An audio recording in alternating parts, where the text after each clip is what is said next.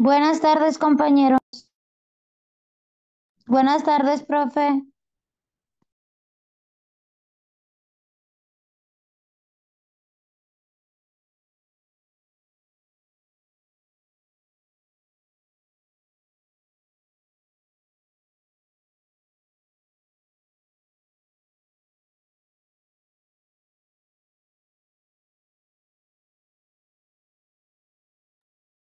Buenas tardes.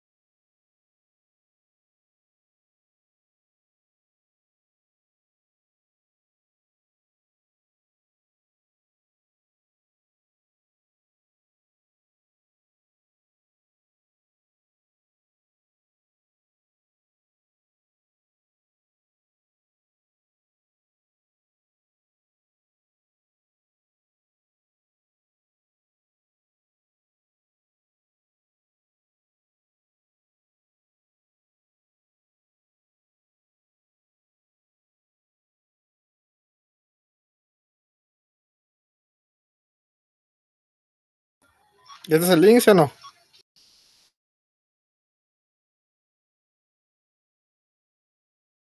Creo que era a la 1:10, ¿no?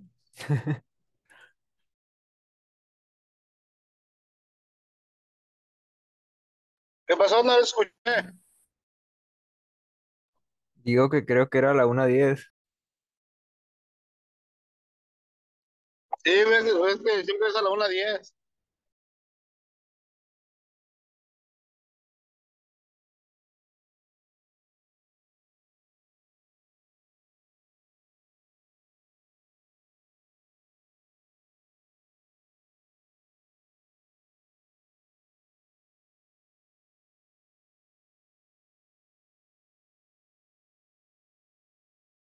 Muchachos, en 5 minutos comenzamos.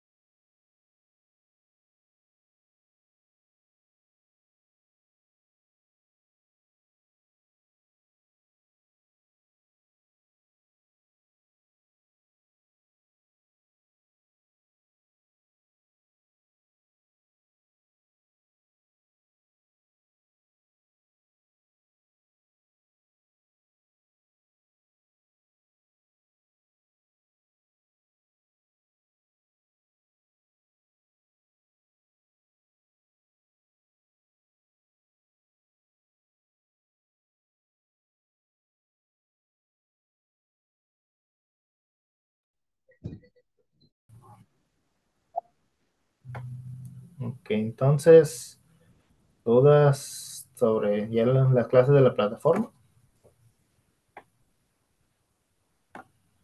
No, profe. Ok. No, profe, muchas gracias. No, Mm, profe, ya me- mm,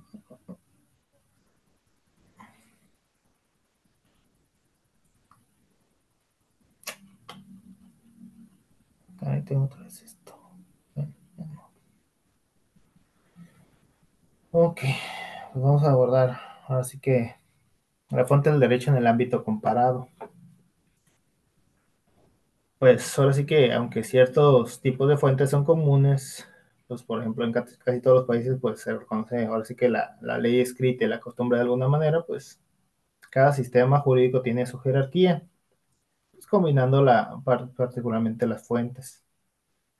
En México pues tradicionalmente es el civil law, que pues es heredada de la tradición romano-francesa.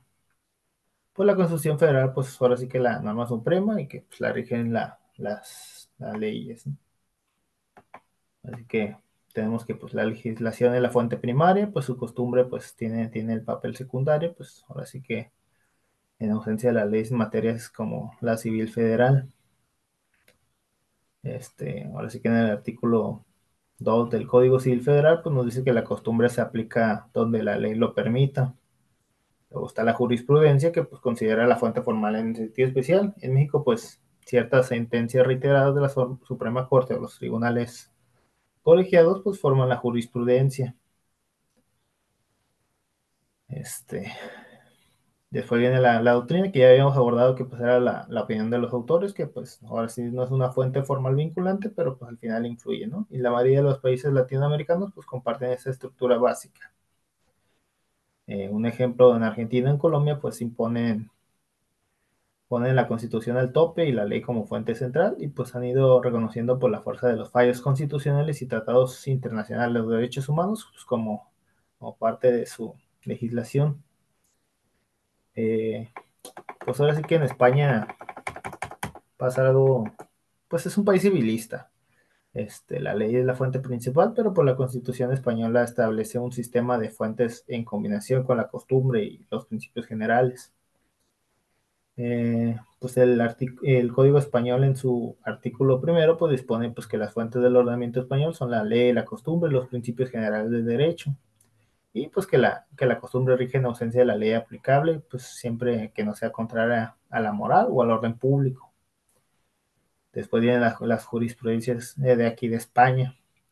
Estas pues son del Tribunal Supremo y pues son las que complementan el ordenamiento al interpretar la ley, aunque formalmente no se define como fuente en el código. Pues igual España también reconoce los tratados internacionales. Un ejemplo de ellos pues, son las normas de la Unión Europea, que ahora sí que quedan integrados al orden interno con la primacía incluso sobre leyes ordinarias en muchos casos. Ahora sí que en España pues, está la Constitución, luego la ley, la costumbre y luego los principios. Digo, es parecido a México. Luego está Alemania. Ellos manejan el Civil Law, el germánico. Ellos casi todavía siguen con el régimen total de esta herencia germánica que dicta nuestro derecho, ¿no?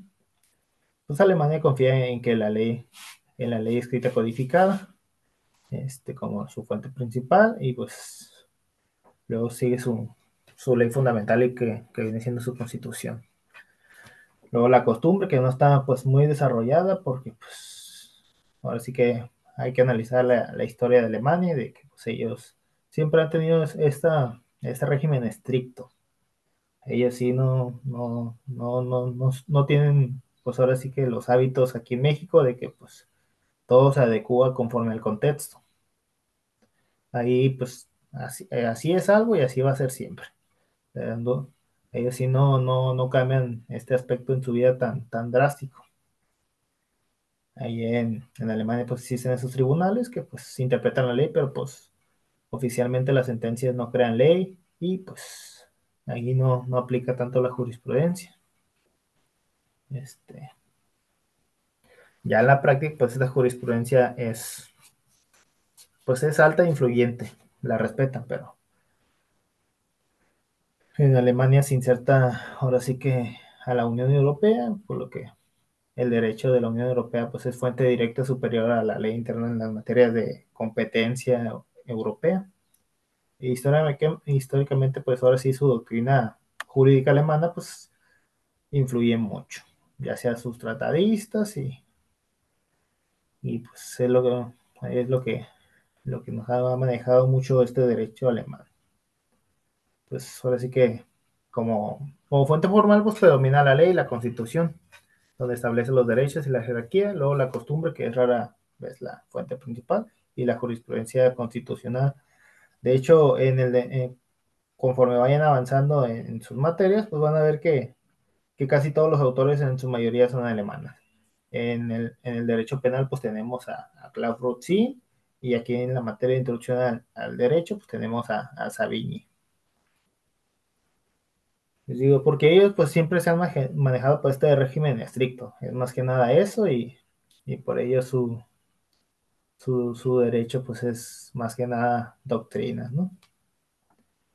Entonces, ¿alguna duda con estos tres sistemas jurídicos que acabo de comentar? Les digo, básicamente pues son lo mismo. ¿Por qué? Porque se manejan con este civil law.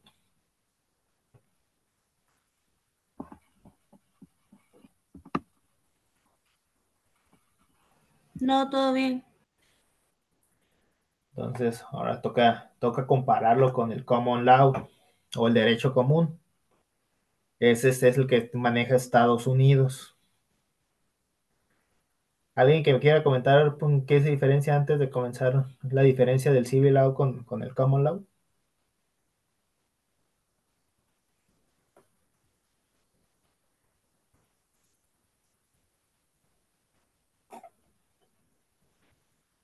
una noción básica, un ejemplo entre México y Estados Unidos en cuestión de leyes?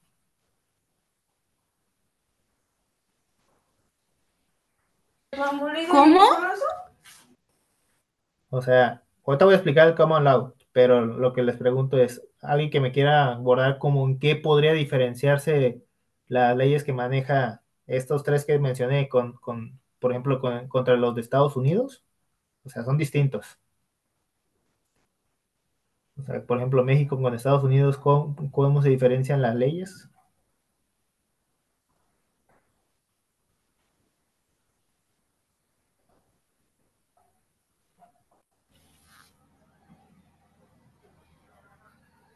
Profe, no alcancé a escuchar. Ok, la pregunta es, los sistemas jurídicos que ahorita expliqué fueron México, Alemania y España, que pues básicamente son lo mismo. Y les digo, ahorita voy a abordar los del common law, que viene siendo Estados Unidos, Inglaterra, más que nada. Les digo, o sea, ya conocemos el civil law, o sea, el derecho civil. Ahora les pregunto del common law, que viene siendo el derecho común. Les digo, alguien que pudiera decirme en qué se diferencian estos sistemas jurídicos de México y el de Estados Unidos antes de que aborde el de Estados Unidos. O sea, siendo que somos una frontera con este país.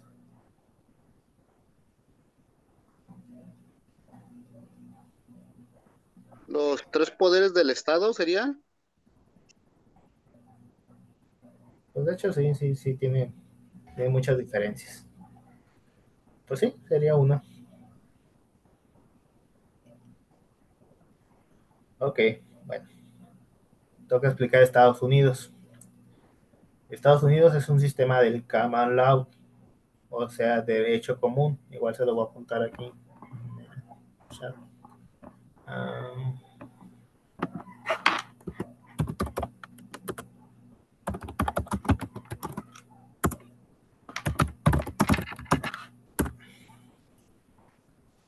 que ya se los puse en el chat, cómo se escribe el common law y el civil law. Derecho común. Aquí significa que la jurisprudencia, es decir, los precedentes judiciales, es la fuente fundamental del derecho, junto con la legislación. La Constitución Federal, la Constitución de Estados Unidos, que es la federal, pues es suprema en su ámbito. Debajo están los tratados federales, luego las leyes federales, y sin embargo, pues al nivel interno de cada estado, pues consiste en una constitución estatal, estatutos estatales y la common law desarrollada por los tribunales. En Estados Unidos, pues muchas áreas, ya sea contratos, responsabilidad civil y los delitos comunes, pues fueron tradicionalmente gobernadas por el common law, es decir, el derecho jurisprudencial que pues deriva de estas decisiones judiciales históricas, los casos tradicionales.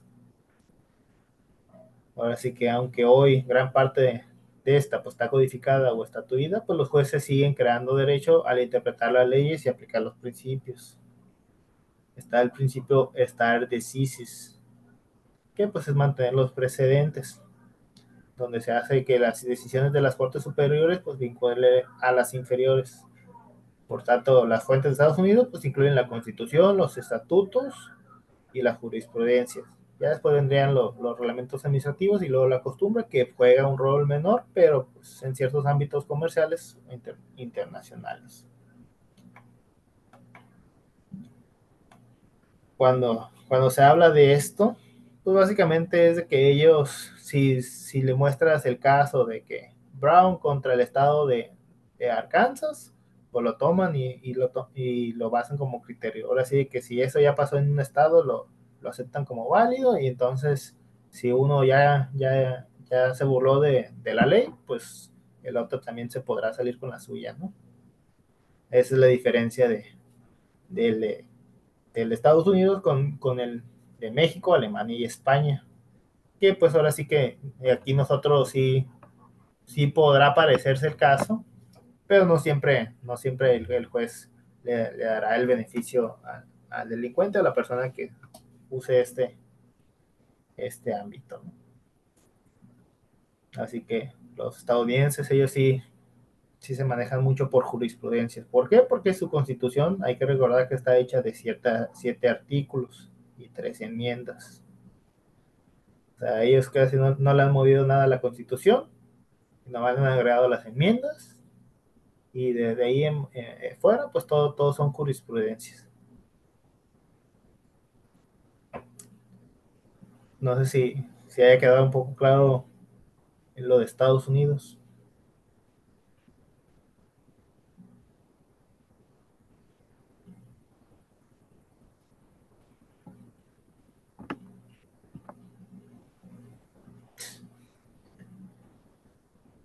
Ok, vamos a hablar del derecho internacional.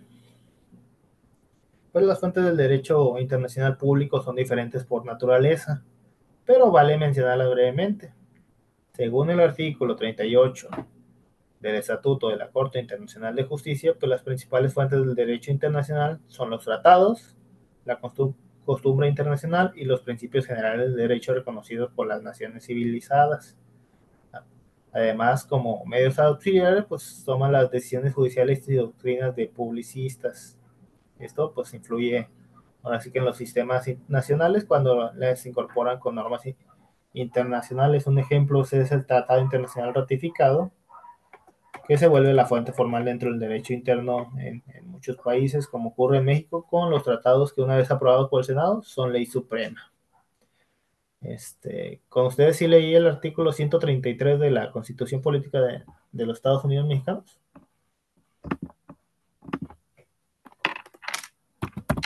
Creo que no. Ok, vamos a abordarlo porque ya lo he mencionado en varias clases y sí, nunca nos hemos detenido a leerlo. Ok, vamos a ver qué dice.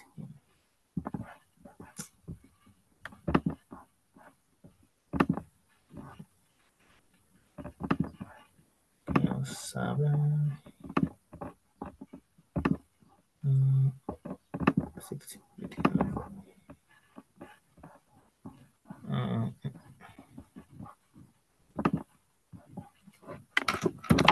133.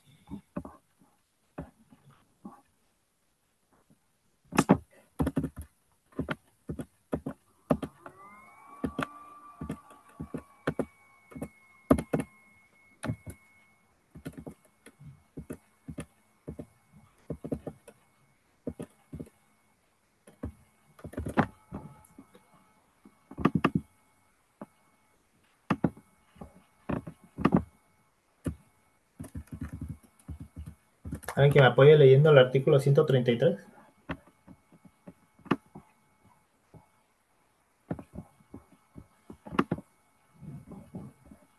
Esta Constitución, la ley del Congreso de la Unión. Espérame, déjalo leer un poco más. Ok, ahí ya está. Ajá. Esta Constitución, la ley del Congreso de la Unión que emanen de ella y todos los tratados de de acuerdo con las mismas, celebrados y que celebren por el presidente de la República, con aprobación del Senado, serán la ley suprema de toda la Unión. Los jueces de cada entidad federativa se arreglarán a dicha Constitución, leyes y tratados, a pesar de las disposiciones en contrario que pueda haber en las constituciones o leyes de las entidades federativas. Sí, pues este artículo en sí nos habla de la supremacía constitucional. También nos habla de los tratados internacionales. Aquí nos dice que estos, cuando sean ratificados por el Senado, pues ya tendrán la validez. ¿Por qué? Porque el Senado tiene la obligación de adecuar la Constitución de acuerdo a estos.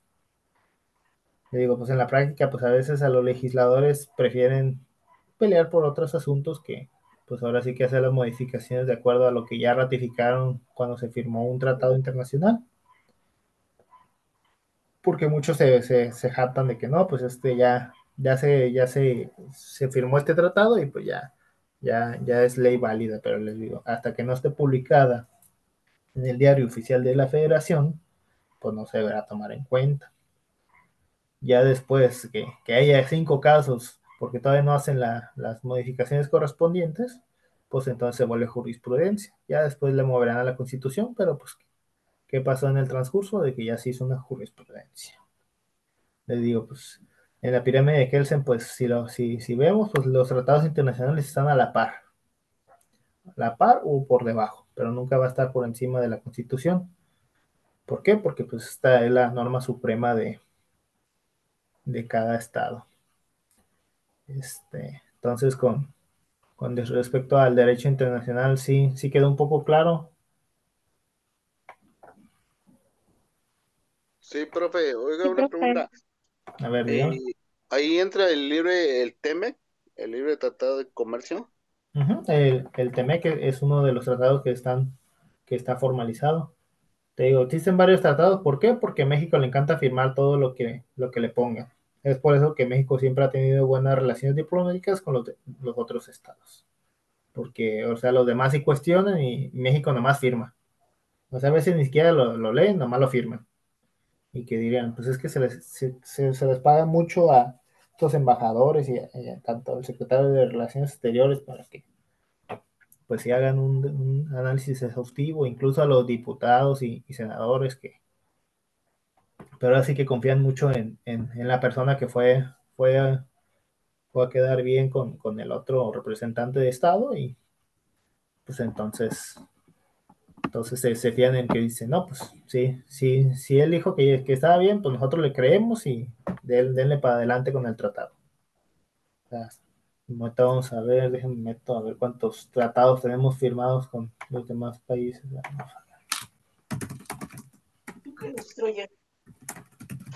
Está como el que acabó apenas, ¿no? El que dice el tratado de Bucareli, el que no nos dejaba hacer ni una... Ah, sí, el de Bucareli. Ahorita lo Ya abordamos. se, Sí, ya se revocó eso, ¿no? sí, ya acabó el tratado de Bucareli. Ahorita vamos a abordar de qué iba más que nada ese tratado para los que no estén enterados. Pero como les decía, México ha firmado y ratificado un total de 1,270 tratados internacionales, de los cuales 653 son bilaterales y 617 multilaterales. O sea, con eso pues quiero decir que pues, 617 de esos pues es de los que nos tocó firmar en la ONU, ¿no? Y 653 pues fue entre otra parte.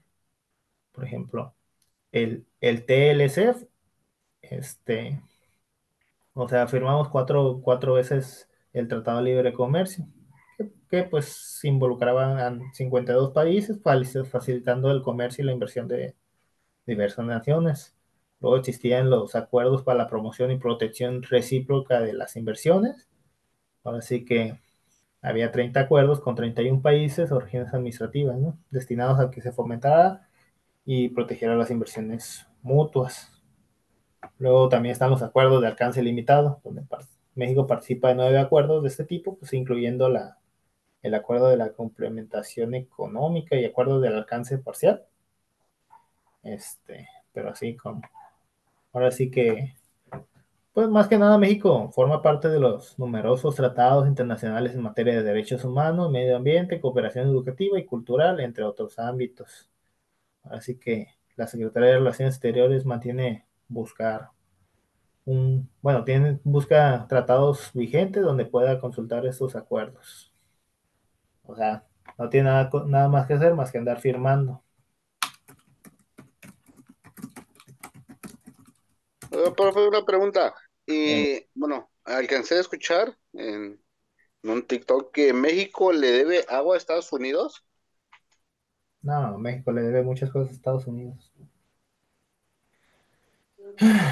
pero este del agua es como un tratado.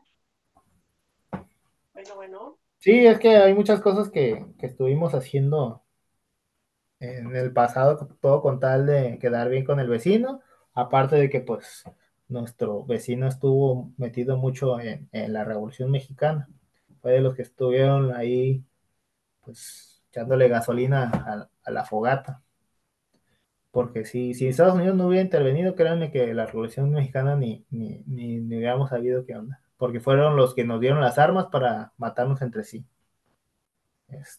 Ahorita les explico cómo estuvo el asunto de la revolución, pero antes de que se me olvide lo del Tratado de Bucareli o acuerdos de Bucareli, este, pues fue un conjunto de las negociaciones y acuerdos formales pues, entre los gobiernos de Estados Unidos y México, por allá de 1923 creo que era.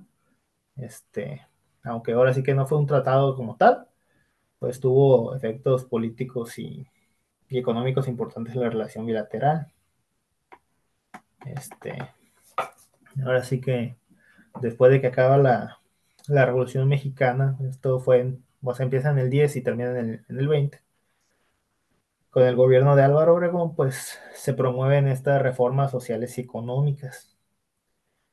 Ahora sí que en la Constitución de 1917, particularmente en el artículo 27, pues permite expropiar tierras y recursos naturales, como pues lo fue el petróleo, lo cual preocupa a inversionistas estadounidenses, ya que muchos tenían propiedades en México. Entonces, Álvaro Obregón pues necesitaba este reconocimiento diplomático de Estados Unidos para consolidar pues el gobierno y obtener préstamos internacionales, pues así que a cambio pues Estados Unidos querían garantías para sus ciudadanos y las empresas.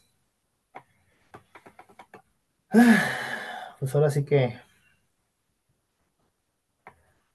el Tratado de Bucareli pues abarcaba, pues, pues establecían cuatro cosas, ¿no? El reconocimiento de los derechos adquiridos antes de 1917, pues que pues México no iba a aplicar retroactivamente el artículo 27 constitucional, pues a empresas o ciudadanos estadounidenses que tuvieran propiedades antes de esa fecha.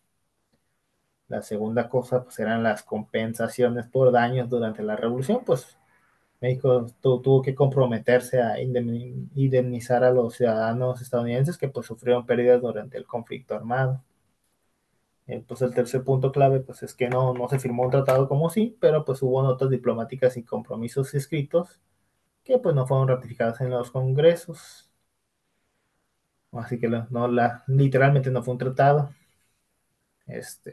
Y pues de que Estados Unidos reconoce oficialmente al gobierno de Álvaro Obregón. Porque fue polémico, porque pues frenó el desarrollo industrial de México, ya que pues ahora sí que unos lo interpretan como este acuerdo que en México se comprometía a no fabricar maquinaria pesada o de motores, aunque pues no está documentado. Así que fue muy criticado por nacionalistas que pues lo vieron como una cesión de soberanía entre lo que cabe. Pero sí fue eso de que pues si no podíamos hacer ciertas cosas con motores. Y era el tema de los tratados de Bucareli, como que casi se festejó y fue noticia de que por fin ya podemos fabricar cosas, ¿no? Sí, así como ahorita están muchos los carros eléctricos que antes no se podían fabricar. Uh-huh. Sí, pues sí, ni maquinaria pesada, pero sí, como particularmente los carros tienen motores, pues sí, no podíamos meter mano. ¿Y por qué les digo de los estadounidenses? Pues hay que reconocer parte de nuestra historia, ¿no? Alguien que me diga por qué comenzó la Revolución Mexicana.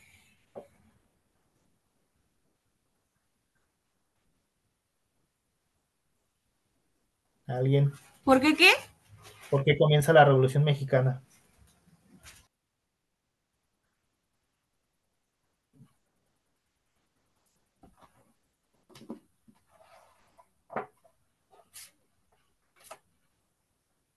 ¿Alguien quiere comentarlo o elijo uno del chat?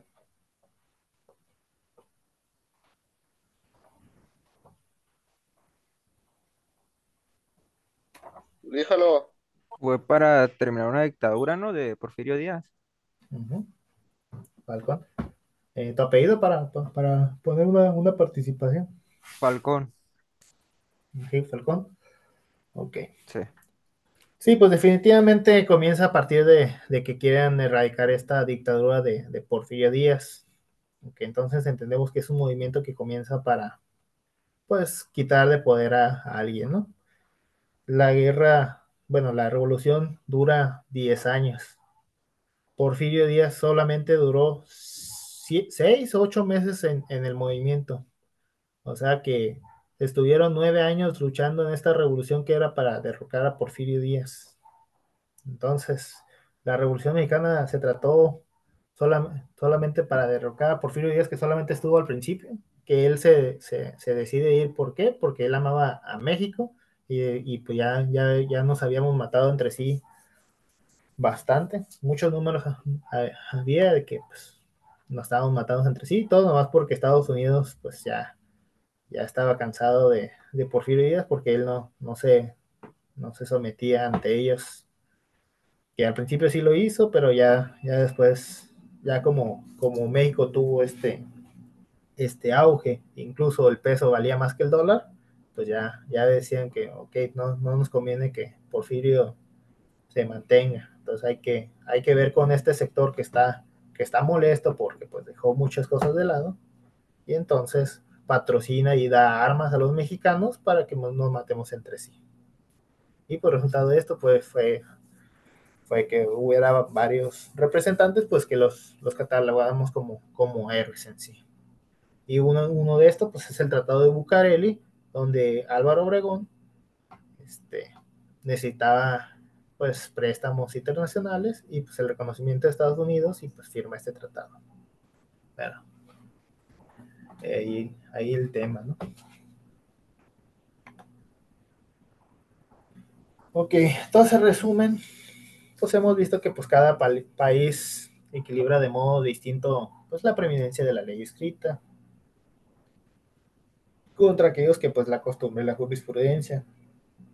Tenemos que el civil law o derecho civil tienden a privilegiar pues la legislación como la fuente madre, pues permitiendo la costumbre solo subsidiariamente y pues la jurisprudencia como la interpretación.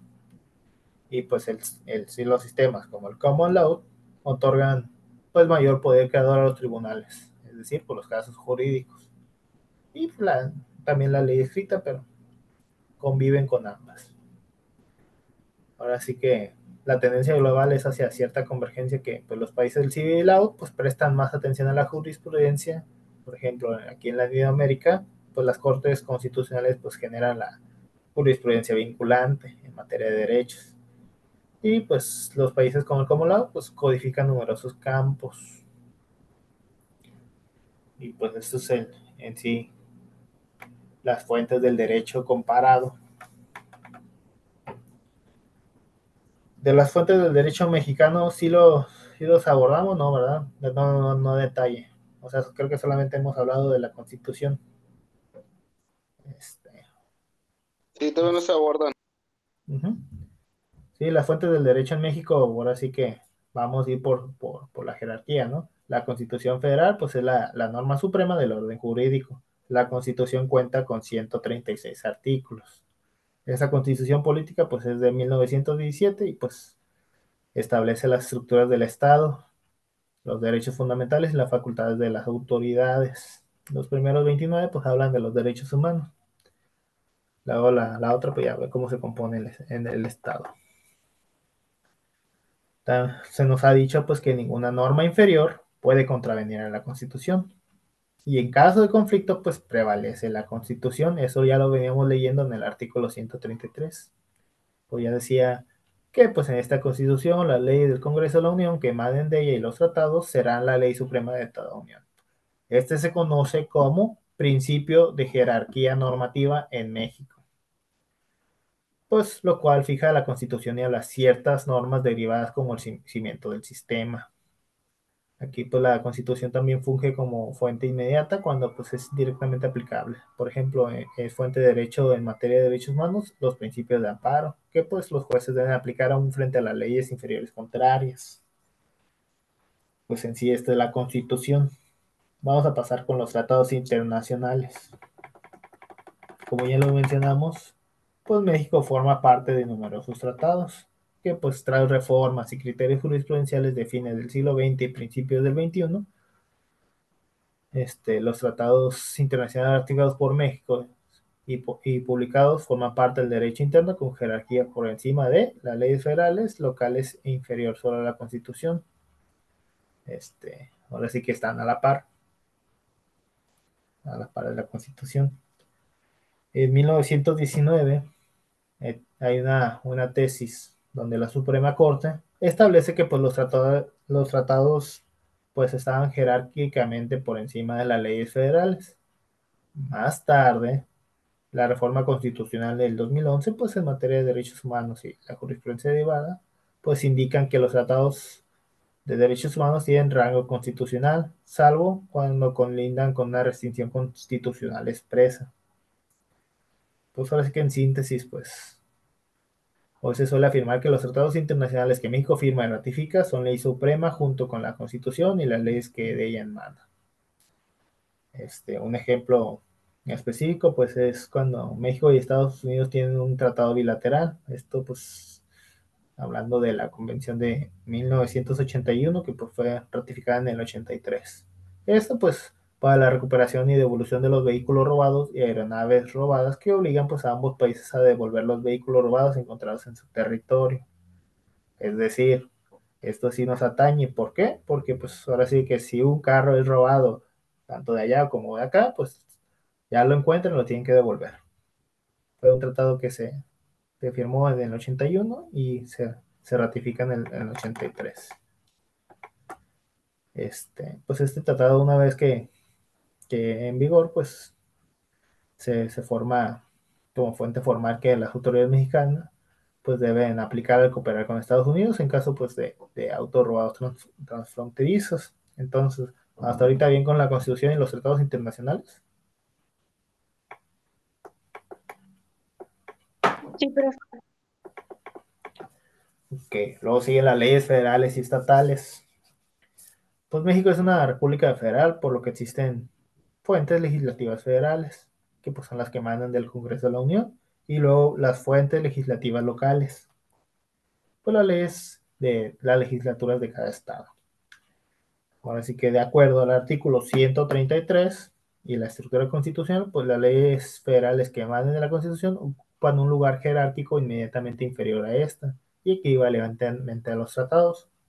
Entonces con esto, pues ya le estoy diciendo que pues hay tres cosas en el mismo nivel: la Constitución, los tratados y las leyes federales. Las constituciones estatales y las leyes estatales ocupan su propio lugar. En el ámbito local, pues la constitución estatal es la norma suprema de ese estado, pero pues ninguna disposición estatal puede contravenir a la constitución federal ni las leyes federales en asuntos de competencia federal. Ya pues en la práctica se suele suscitar la jerarquía, ¿no? De que pues primero la constitución federal, luego las leyes federales, luego las constituciones estatales, luego las leyes estatales, luego los reglamentos y así sucesivamente. Luego vienen las leyes orgánicas. Estas pues desarrollan la estructura de las instituciones constitucionales y pues las leyes reglamentarias pues que detallan los artículos constitucionales. Pues tienen el mismo rango de la ley, pero aunque pues con su denominación especial, ¿no? Un ejemplo de esto es el Código Penal Federal y la Ley Federal contra la Delincuencia Organizada, que pues son leyes federales derivadas de las facultades del Congreso. Y luego está el Código Penal del Estado de Baja California, que pues es una ley estatal creada por el Congreso Estatal Baja Californiano, que pues, es válida solamente aquí. Ambos coexisten y cada autoridad aplica la ley según la competencia, ¿no? Federal para ciertos delitos federales, estatal para los delitos de fuero común, como el robo común.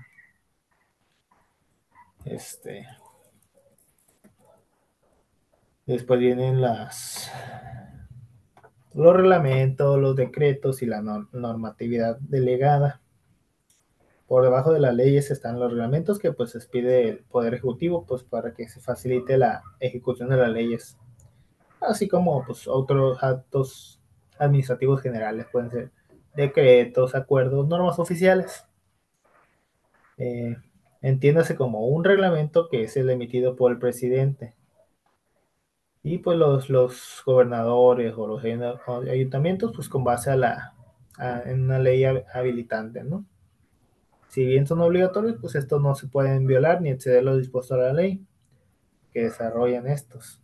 Pero pues su jerarquía pues es inferior a las leyes. Un ejemplo de esto sería pues el reglamento de tránsito de Tijuana, esta fuente pues es normativa local, pues que se debe ajustar a la ley estatal de tránsito y a la Constitución. Luego entran las normas oficiales mexicanas, las NOMS, que pues en ciertos campos técnicos que aunque emitidas por agencias, pues tienen fuerza obligatoria de derivar las leyes. Pues normalmente estamos familiarizados pues con las NOMS en estos asuntos laborales y pues, por ejemplo, en los espacios publicitarios, que ahí tienen, hay una en la esquina inferior, tienen que dice NOMS, tal, y pues ya cuando ya ingresas, pues dice de qué trata. Déjenme meterme al portal de la NOMS para enseñarles un ejemplo.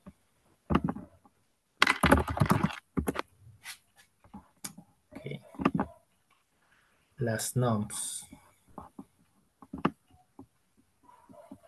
Y por ejemplo aquí dice, las normas oficiales mexicanas son regulaciones técnicas de observancia obligatorias pedidas por las dependencias competentes, que pues tienen la finalidad de establecer las características que deben reunir los procesos o servicios cuando estos puedan constituir un riesgo para la seguridad de las personas o dañar la salud humana, así como aquellas relativas a la terminología y las que se refieran a su cumplimiento de aplicación.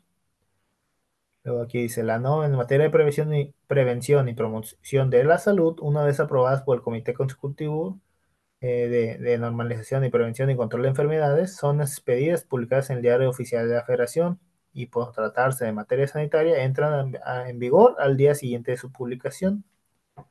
Las NOM deben ser revisadas cada 5 años a partir de su entrada en vigor. El otro deberá analizar y en su caso realizar un estudio de cada NOM, cuando pues su periodo vence en el transcurso del año inmediato anterior. Vamos a ver si salen aquí. Por ejemplo, aquí está una que dice NOM 005 SSA 2 1993, que pues es la de los servicios de planificación familiar. Luego viene la NOM 006 CSSA 2 del 2013, que es para la prevención y control de la tuberculosis. Luego viene la de la atención de la mujer durante el embarazo, parto y puerperio y del recién nacido, los criterios y procedimientos para la prestación del servicio, luego de la promoción de la salud escolar, prevención y control, y así sucesivamente. O sea, básicamente son los lineamientos que se deben seguir para lo que están estipuladas. Y aquí vienen para la vigilancia epidemiológica, que pues esta fue la que rigió hace unos años con la pandemia, para la prevención, tratamiento y control de las adicciones. Vamos a ver esto.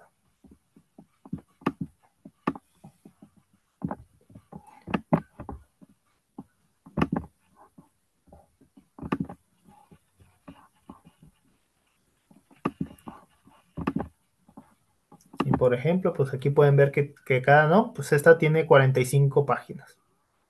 Y aquí pues ya es lo que aborda, considerando ya el prefacio, todas las autoridades, la Secretaría de Salud, todas las que derivan de esta, luego los servicios estatales.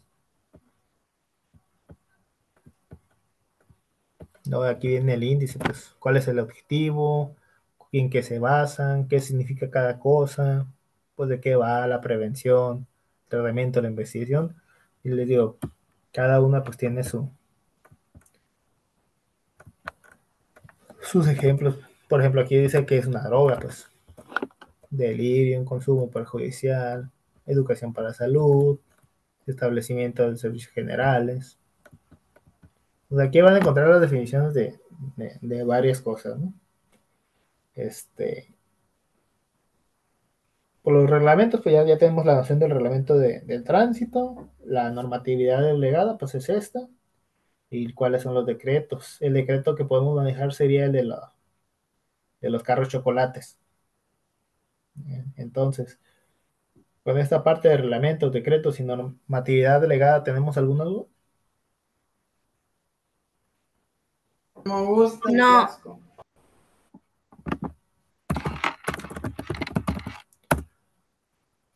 Ok, la que sí van a utilizar mucho como abogados. La jurisprudencia. En México, pues, la jurisprudencia es una peculiar fuente formal. Son criterios obligatorios establecidos por los máximos tribunales al interpretar la ley. La Suprema Corte de Justicia de la Nación, como los tribunales colegiados de circuito, pues generan la jurisprudencia, ¿no? Normalmente por reiteración, que puede ser 5 sentencias en el mismo sentido, o por resolución en pleno, que puede ser las jurisprudencias por precedentes obligatorios que pues existen a partir de la reforma judicial en el 2021, pues donde ciertas tesis de la Suprema Corte de Justicia de la Nación tienen el carácter obligatorio inmediato. Es decir, que pues ciertas tesis pues sí cumplen con esta obligatoriedad. Ahorita vamos a ver más que nada en el portal, aquí ya lo tengo. Pues la jurisprudencia obliga a jueces inferiores a seguir la interpretación dada, aunque pues la jurisprudencia no legisla, pues en la práctica ya complementa y aclara el sentido de la ley. Y sí, un criterio se mantiene, funciona así como la norma, ¿no? Ejemplo, pues, la Suprema Corte de Justicia de la Nación ha emitido la jurisprudencia sobre cuando se considera consumado el delito de robos con violencia en un vehículo. Esta tesis pues establece que el robo de vehículo de automotor pues se consuma desde el momento en el que su sujeto activo por medio de violencia vence la resistencia del conductor. Así pues, dejando claro que pues no se requiere que el ladrón huya con el vehículo para consumar el delito, porque muchos decían, no, es que solamente aplica el robo de vehículo automotor si se lleva al carro. O sea, ya decían, oye, pero pues se me metió y me golpeó y me quitó todo lo que traía. O sea, independientemente de que no se haya llevado el carro, pues fue un robo en el vehículo con violencia aquí. Y ese era el asunto. Igual todos decían de que no, pues, o sea, sí, su intención sí era robarlo, pero al final de cuentas nomás lo golpeó y pues como lo alcanzaron a ver o lo corretearon o X cosa, pues no se consumó el delito. Dice, no, pues la intención era el robo de vehículo, pero no se pudo por X o Y razón y pues hubo la violencia. Entonces sí va a entrar. Pues eso es lo que esta tesis buscó resolver. Y pues ahora sí que hablando, pues que este criterio, aunque provenga del Poder Judicial, pues se vuelve vinculante para casos similares en los juzgados. Por la jurisprudencia aquí en México es la fuente formal derivada de las decisiones judiciales, pues que se encuadra en reglas estrictas para su formación y la obligatoriedad. Por ejemplo, aquí estoy en la página de la Suprema Corte, en el Semanario Judicial de la Federación. Vamos a meter a búsqueda. Bueno, caray.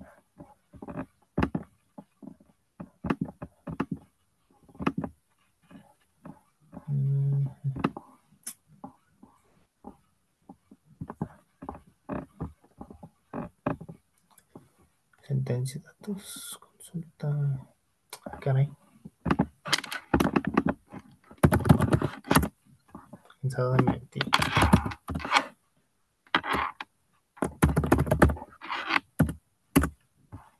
Acá, búsqueda o sea, le van a poner jurisprudencia en el navegador, ¿no?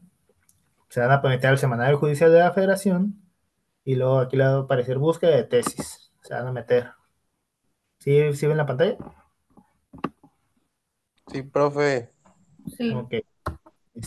Por ejemplo, vamos a poner robo de vehículos. Si se fijan, aquí hay una parte que dice todo, pleno, primera sala, segunda sala, tercera sala, plenos regulares, plenos de circuito y tribunales colegiados de circuito. Ahorita estamos en la 11ª de época. O sea, de que pues las más relevantes serían la 11ª, la 10ª y la 9ª. O sea, les pueden servir las de la 5ª, 6ª y 7ª, pero pues ya cuando las metan, pues va a decirle el juez, no, pues espérate, eso ya tiene rato de que cambió, ya ni siquiera aplica. Pudiera ser que sí, pudiera ser que no. Y ahí la importancia de saberla, buscar las jurisprudencias y de que sí te va a servir. Te digo, puedes ponerle de todas y Te digo, ya la checas y ya haces la comparación y ya la aplicas. Por ejemplo, abajo de donde dice incluir solo, aquí dice localización, el rubro que puede ser el título, el subtítulo, el texto o los precedentes. Igual aquí dice datos de publicación en el medio oficial de difusión. En el rubro, pues nos dice en el enunciado que refleja la esencia del criterio. En el texto, pues el criterio interpretativo. Y en los precedentes, pues los asuntos en los que se sustentó el criterio. Igual, Profe, dígame. disculpe, a mí no me está apareciendo lo que usted está escribiendo. Está en la página, ahí aparece normas oficiales mexicanas, pero no aparece si está en la página de Word o dónde está, profe. Ah, no. Ah, ok. Pensé que sí parecía. Ok. Sí, por eso les pregunté si se veían en la página, pero me dijeron que sí. Entonces vamos de nuevo. Sí, Se ahora sí meten, ya se mira. se meten al navegador, jurisprudencia, búsqueda de tesis. Por eso les pregunté si se veía. Me dijeron que sí. Creímos que era la otra, profe. Sí, Sí, le estaba. ahora sí se mira esa, donde dice Suprema Corte y todo. Ujú. Sí, pues por ejemplo, aquí están las épocas, la onceava, décima, novena, lo que les decía de quinta, sexta, séptima. Les digo, pues aquí le van a poner robo de vehículos.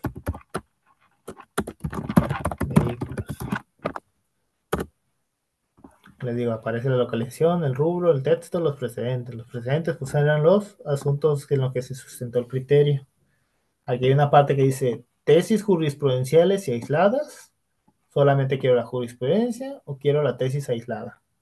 Es lo que les decía de que algunas tesis pues son obligatorias y otras que pues nomás forman parte para que pues formen la jurisprudencia. O sea, a partir de 5 tesis en un mismo sentido, ya sea positivo o negativo, se forma la jurisprudencia. Este, si llega a haber una dentro de esas, de que, o sea, van 3 positivas y una negativa, pues va de nuevo a la cuenta, hasta que sean 5 sentencias en un mismo sentido. Digo, puede haber 4 positivas y luego una negativa, entonces va de nuevo. Que esto nos va de nuevo, hasta que sean 5 en un mismo sentido. 5 positivas o 5 negativas. Entonces le damos, digo, igual pueden poner a búsqueda avanzada. Aquí pues ya van a agregar, ahora sí que números y todo eso, pero vamos aquí, robo de vehículos.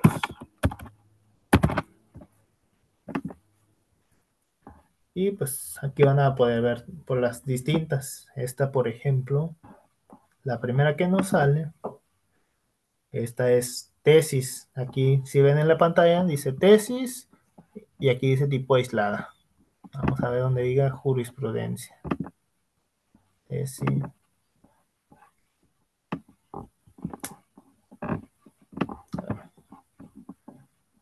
Okay. Jurisprudencia. Por ejemplo, aquí en la parte donde dice tipo, jurisprudencia. ¿Sí alcanzan a ver la parte que resalté? Sí, profe. Dice tipo jurisprudencia, pues ahí. La otra decía aislada.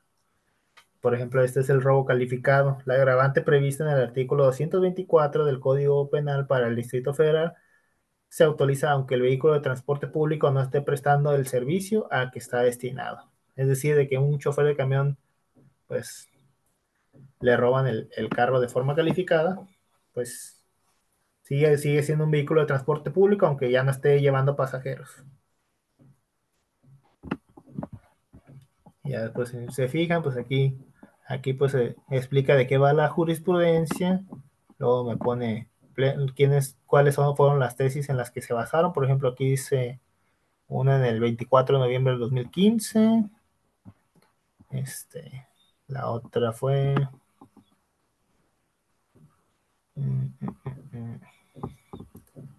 asumo que vamos a descargarlo. Vamos a descargarlo.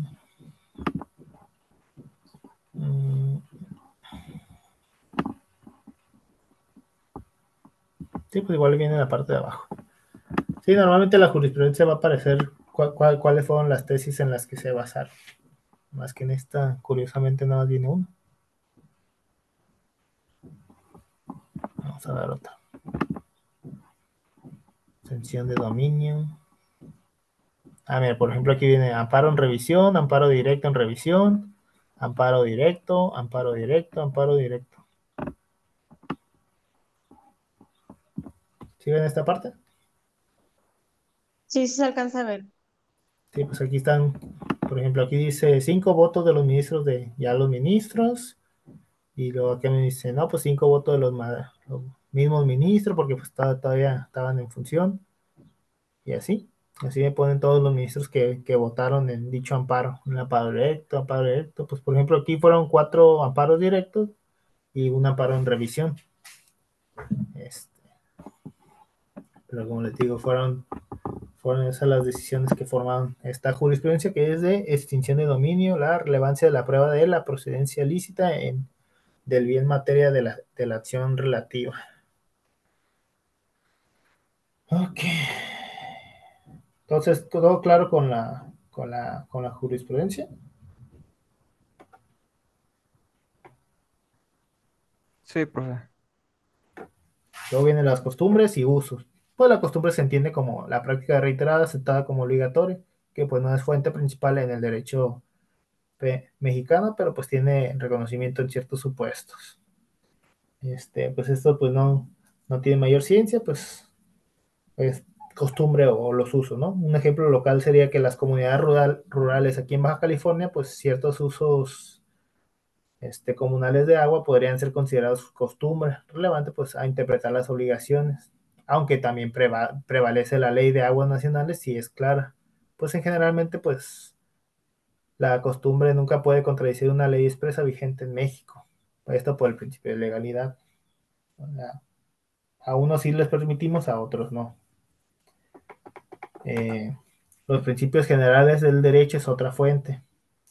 Aunque pues no siempre se listan formalmente, pues ahora sí que es, nadie puede ser juzgado 2 veces por el mismo hecho. Ese es uno. El otro es, lo accesorio sigue la suerte de lo principal.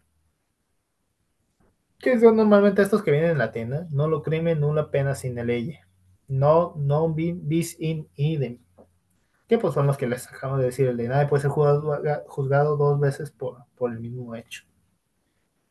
Y por la doctrina, pues son la opinión de los juristas y académicos, que pues no es vinculante, pero pues influye en la formación de las leyes y en los criterios judiciales. Muchas ideas de García Maínez, de Fitzamaurice y de Jorge Carpizo, pues se reflejaron en las reformas legales o los criterios jurisprudenciales. Y pues esas serían pues las 8 fuentes mexicanas. Entonces, con esto queda claro las fuentes. Sí, profe. Ok, entonces los veo el lunes.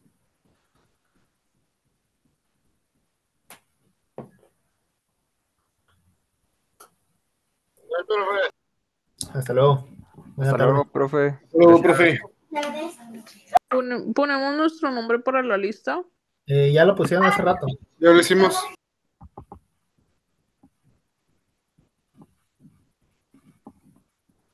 Bye, profe. Gracias. Ay, es que no alcanza a escuchar. Gracias. Gracias, profe.